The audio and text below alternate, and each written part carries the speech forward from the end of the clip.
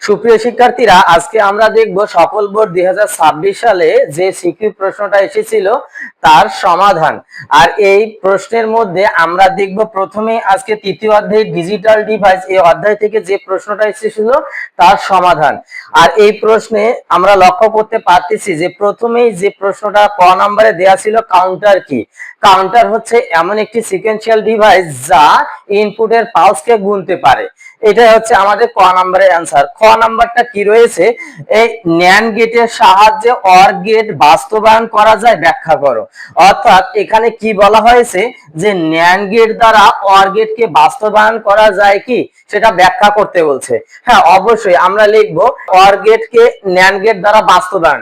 এই কথাটা লেখার পর আমরা যে কাজটা করব সেটা হচ্ছে প্রথমে দেখবো যে আমরা জানি অর গেটটা দেখতে এরকমটা হয়ে থাকে, অর্ধ চাঁদের মতো এর প্রতীকটা। এ যদি আমি ইনপুট দেই এবং বি ইনপুট দেই, আউটপুট কি পাবো আমরা? এ প্লাস বি পাবো, কারণ এই অর গেটের কাজ হচ্ছে যোগ করা। এই দিক দিয়ে আমার কি যাচ্ছে? এ যাচ্ছে, আর এই দিক দিয়ে আমাদের কি যাচ্ছে? বি যাচ্ছে। উভয়ে কোন গেটের মধ্যে দিয়ে গিয়েছিল? Or gate. অর গেটের কাজ যোগ করা। এইটা আমরা আউটপুট পেলাম, তাহলে কি পেয়েছিলাম? এ প্লাস বি পেয়েছিলাম, এটা অর গেট। আচ্ছা, এই অর গেটটাকে আমাকে কি করতে বলছে? ন্যান্ড গেট দ্বারা বাস্তবায়ন। আচ্ছা, এইটাকে যদি ন্যান্ড গেট দ্বারা বাস্তবায়ন করতে হয় তাহলে আমরা জানি ন্যান্ড গেটের প্রতীকটা দেখতে কি রকম? এন্ড এবং নট মিলে ন্যান্ড হয়, এই প্রতীকটা দিয়ে আমাদের বাস্তবায়ন করে দেখাইতে হবে। তাহলে এটা যেহেতু ন্যান্ড গেটে গুণ পজিশন রয়েছে, অর্থাৎ ন্যান্ড গেট দ্বারা বাস্তবায়ন করতে গেলে আমাদের ফাংশনটাকে কি করতে হবে? গুণে কনভার্ট করতে হবে। এই যে যোগটাকে যখন আমরা গুণে কনভার্ট করব, এর জন্য যে নিয়মটা রয়েছে সেটা হচ্ছে বার ভাঙতে হয়। তাহলে এখানে তো বার নেই, তাহলে বারটা ভাঙবো কিভাবে? এখানে নিয়ম অনুযায়ী আমরা দুইটা বার নিয়ে আসতে পারবো সূত্র অনুযায়ী। দেখো, এখানে উপরের দুইটা বার দিতে পারি, কারণ আমাদের এখানে বুলিয়ান উপপাদ্য রয়েছে। সহায়ক উপপাদ্যের মধ্যে যে কোনো একটা চলকের উপরে ডাবল বার থাকলে বারে বারে আমাদের কেটে যায়, স্বাভাবিকভাবে ওই চলকটাই বসে। ঠিক একই রকম ভাবে এখানে আমরা দুইটা বার দিয়ে নিতে পারবো, একটা বার দিলে মানের পরিবর্তন হয়ে যায়। এখন দেখো, এই নিচের বারটাকে যদি আমি ভেঙে দিই তাহলে কি পাবো?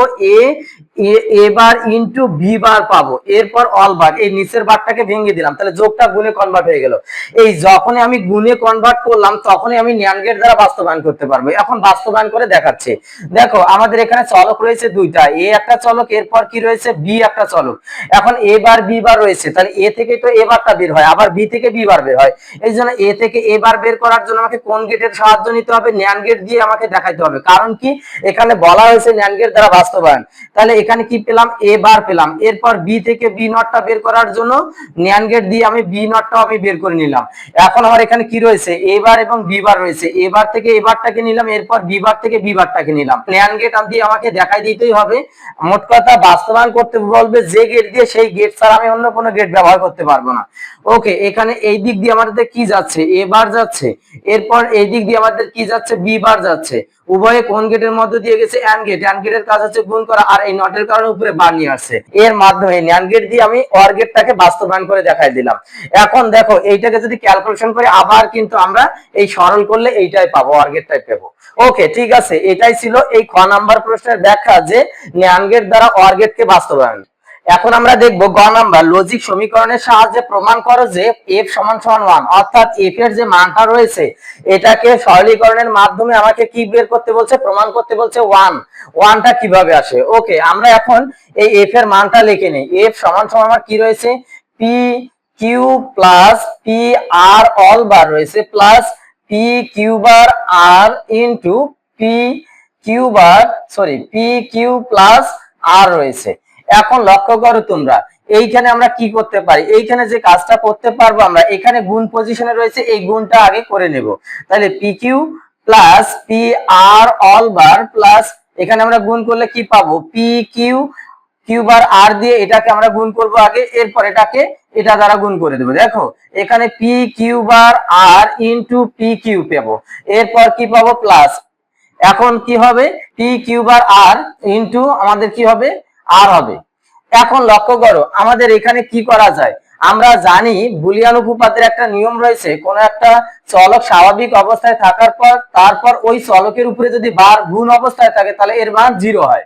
তাহলে এই জায়গায় আমরা লক্ষ্য করব কি রয়েছে, এইটুক জায়গায় পি কিউ প্লাস এখানে পি আর অল বার প্লাস এই জায়গায় আমাদের কিউ বার সমান সমান আমাদের কি করতে পারি, আমরা জিরো লিখতে পারি, আর জিরো দ্বারা যাকেই গুণ করা হোক না কেন আমরা জিরোই পাই। প্লাস এরপর লক্ষ্য করো এই জায়গায় রয়েছে পি কিউ বার, এখানে ডাবল আর, অর্থাৎ আমাদের বুলিয়ান উপপাদ্যের নিয়ম রয়েছে একই চলক একাধিক বার থাকলে ওই চলকটাই হয়। এখানে আর দুইবার রয়েছে, যার কারণে এখানে আর একটা লিখতে পারবো। এখন লক্ষ্য করো তোমরা, জিরো দ্বারা যাকেই আমরা যোগ করি না কেন ওই চলকটা হয়। বুলিয়ান উপপাদ্যের নিয়ম অনুযায়ী এ প্লাস জিরো সমান সমান এ হয়। এখন দেখো সেই অনুযায়ী এই জিরোটার সঙ্গে যাই যোগ করি না কেন ওই চলকটাই হবে। তাহলে আমরা কি পাবো এখন, P q plus p r all বার প্লাস পি কিউ বার আর পাবো। এখন লক্ষ্য করো আমরা কি করব, এটা একটু সাজাই নিব। এখানে p q plus p q bar r plus p r all bar. এখন আমরা কি করতে পারবো, এই জায়গা থেকে দুইটাতে পি রয়েছে এই জন্য পি কমন নিব আমরা। এখন পি যদি কমন নেই, এখানে কি থাকতেছে, কিউ প্লাস কিউ বার আর থাকতেছে, এরপর প্লাস পি আর অল বার হয়। এখন লক্ষ্য করো তোমরা এই জায়গায় আমরা কি করতে পারবো, এইখানে একটা বিভাজন উপপাদ্যের সূত্র পড়েছে। বিভাজন উপপাদ্যটা কি, কখনো যদি তিনটা চলক আলাদা আলাদা হয়, যেমন এ প্লাস বি এবং সি রয়েছে, এটা এর সঙ্গে বি যোগ অবস্থায় রয়েছে আবার সিও যোগ অবস্থায় রয়েছে, এইটা সমান সমান আমরা বিভাজন উপপাদ্যে দেখেছিলাম যে এ একবার বির সঙ্গে যোগ হবে, কারণ এ বির সঙ্গে যোগ অবস্থায় রয়েছে, আবার এর সঙ্গে কি সি যোগ অবস্থায় রয়েছে, এ প্লাস সি হয়। এখন সেই অনুযায়ী এই কিউ এবং কিউ বার আলাদা যেহেতু, তাই তিনটা চলকে আলাদা হচ্ছে। এই আলাদা হওয়ার কারণেই আমার কি হচ্ছে, এই বিভাজন উপপাদ্যের সূত্রটা এখানে অ্যাপ্লাই করতে পারবো। এখান থেকে আমরা এখন পাবো আমরা পি ইনটু এখানে q plus q bar into আমাদের কি পাবো, কিউ প্লাস আর, এখানে এটা পাবো। এরপর লক্ষ্য করো এই প্লাস দিলাম, এই জায়গায় আমরা কি পাবো এখন, পি আর অল বার পাবো। এখন লক্ষ্য করো এই জায়গায় আমাদের একটা নিয়ম রয়েছে যে এ প্লাস এ বার সমান সমান কি হয়, ওয়ান হয়। তাহলে এখানে কিউ প্লাস কিউ বার সমান সমান কি হবে, ওয়ান হবে। তাহলে পি ইনটু আমার ওয়ান ইনটু কি পাবো, কিউ প্লাস আমরা আর পাবো। এই যে এরপর আমরা কি পাচ্ছি, পি এবং আর অল বার পাইলাম। এখন লক্ষ্য করো এই জায়গায় ওয়ান দ্বারা যাকেই আমরা গুণ করি না কেন, যেমন এ ইনটু ওয়ান সমান সমান কি হয়, ওই চলকটাই হয়। তাহলে ওয়ান দ্বারা কিউ প্লাস আর কে গুণ করলে আমরা ওইটাই পাবো। তাহলে পি ইনটু কি পাবো, কিউ প্লাস আর, এটাই পাবো আমরা। প্লাস এইখানে কি হবে, এই যে পি আর অল বার যেটা রয়েছে আমরা এটা দিলাম। এখন যে কাজটা আমরা করতে পারবো এই জায়গায়, সেটা হচ্ছে আমরা এইখানে পি দিয়ে কিউ কে আমরা গুণ করতে পারবো, আবার পি দিয়ে আর কেও গুণ করতে পারবো। তাহলে পি কিউ প্লাস পি আর, এরপর এইখানে যে কাজটা করতে পারবো ডি মর্গানের উপপাদ্য অনুযায়ী এই বারটাকে আমরা এখন ভেঙে দিতে পারবো। তাহলে পি বার প্লাস আমরা কি পাবো, আর বার। এখন আমরা যে কাজটা করব, এখন দেখো আমরা এটা সাজাই লিখবো। এখন পি কিউ রয়েছে, এরপর আমরা কি করতেছি, এই পি বারটাকে সামনে নিয়ে আসলাম, এরপর প্লাস পি আর রয়েছে, এর সঙ্গে আমরা কি করব, যোগ আর বার যোগ রাখবো। এখন এই জায়গায় এইটুক জায়গা থেকে আমরা একটা কাজ করতে পারবো, বিভাজন উপপাদ্যের যে সূত্রটা রয়েছে সেটা এখানে ফেলাইতে পারবো। তাহলে এইখানে যে কাজটা করব, পি দিয়ে একবার পি বার কে আমাদের কি যোগ হবে, আবার এই পি বার দিয়ে আবার কিউ কিউ কে যোগ হবে। এখন পি প্লাস আমরা কি লিখতে পারি, পি বার, এরপর প্লাস আমরা ইনটু দেওয়ার পর কি লিখবো, কিউ প্লাস পি বার। এখন এই জায়গা থেকে এইটা পেলাম বিভাজন উপপাদ্য অনুযায়ী। এরপর প্লাস হবে এই যে পি প্লাস আর বার, এরপর আমাদের কি হবে, ইনটু আমাদের আর প্লাস আর বার পাবো। এটাও ঠিক এই বিভাজন উপপাদ্য অনুযায়ী আমরা লিখলাম। এইখান থেকে আমরা তো জানি যে এ প্লাস এ বার সমান সমান ওয়ান হয়, তাহলে পি প্লাস পি বার সমান সমান ওয়ান হবে, ইনটু আমাদের কিউ প্লাস পি বার সমান সমান আমরা কি এটা পেলাম গুণ অবস্থায়, এরপর প্লাস হবে এর মান কত হবে, এটাই রয়েছে পি প্লাস আমাদের আর রয়েছে, এর সঙ্গে কি এটার মান হচ্ছে ওয়ান, এই জন্য ওয়ান গুণ অবস্থায় থাকলো। এখন ওয়ান দ্বারা যদি গুণ করি ওইটাই হবে। এখন আমরা কি পাবো, এখানে q plus p bar plus আমরা কি এটা জাস্ট আমরা ব্র্যাকেটটা উঠাই দিব। এখন পি প্লাস আর পাবো, এখন সরি আর বার পাবো এখানে। এখন লক্ষ্য করো তোমরা এই জায়গায় কি রয়েছে, আমাদের পি প্লাস পি সমান পি বার প্লাস পি সমান সমান আমরা ওয়ান লিখতে পারি, কারণ এটা নিয়ম অনুযায়ী আমরা কি লিখতে পারবো, ওয়ান। অর্থাৎ আমরা এখানে কিউ প্লাস ওয়ান প্লাস আর দিলাম। এখন আমরা তো জানি কোন একটা চলকের সঙ্গে ওয়ান যোগ হলে কি হবে, ওই আমার ওয়ান মান হবে, ওয়ান প্লাস আর পাবো।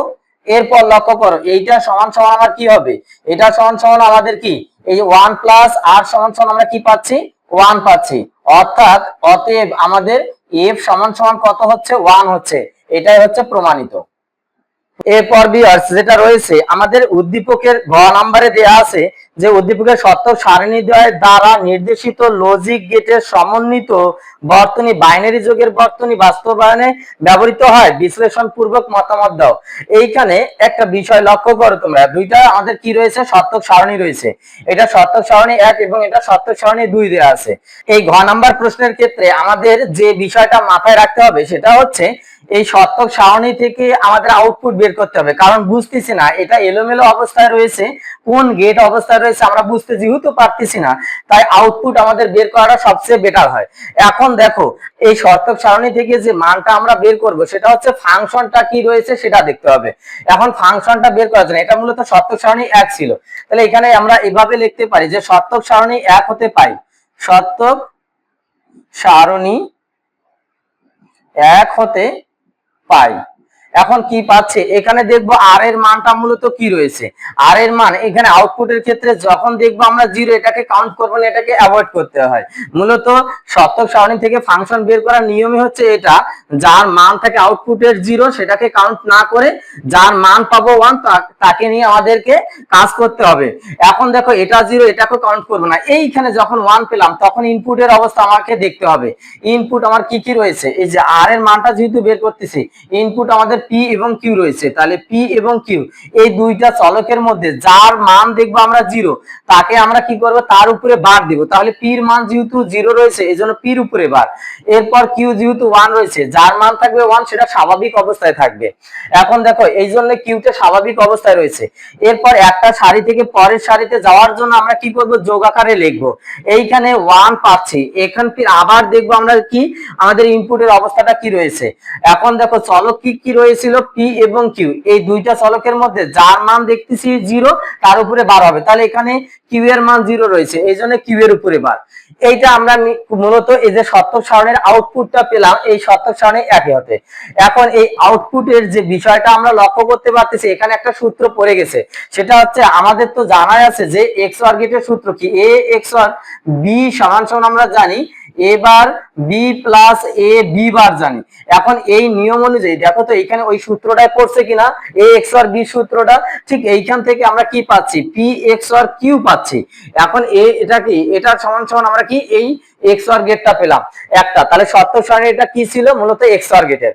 এখন লক্ষ্য করো আর এরপর আরেকটা কি রয়েছিল সত্যক সারণী 2, এখন আমরা এভাবে লিখবো সত্যক সারণী 2 হতে পাই, সত্যক সারণী 2 হতে পাই।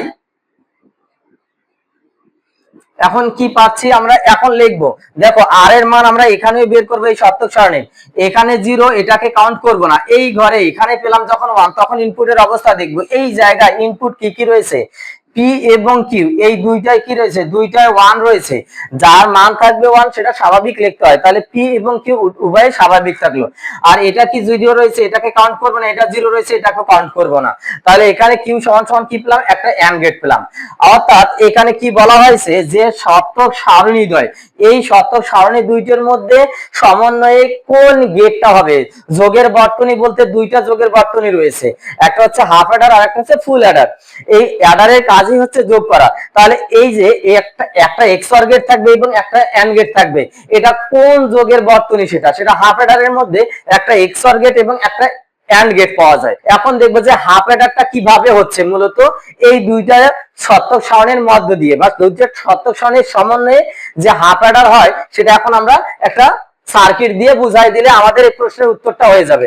এখন দেখো এখানে চলক কি কি রয়েছে পি এবং কিউ, তাহলে আমরা যে কাজটা করব হাফ অ্যাডারে আমাদের কি রয়েছে পি এবং কিউ দুইটা চলক দিলাম, দেওয়ার পরে দেখো এই XOR গেটের মধ্যে কি কি রয়েছে পি এবং কিউ XOR অবস্থায় রয়েছে, এইটা সমান সমান আমরা কি আর সমান সমান কি পেলাম, এটা পেলাম হচ্ছে পি XOR কিউ পেলাম।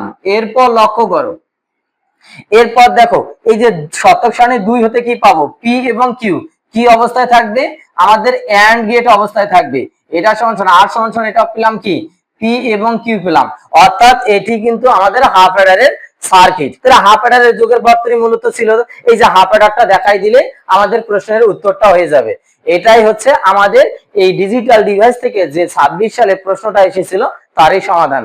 সবাইকে ধন্যবাদ জানিয়ে আজকের মতো এখানে বিদায় নিচ্ছি। আল্লাহ হাফেজ।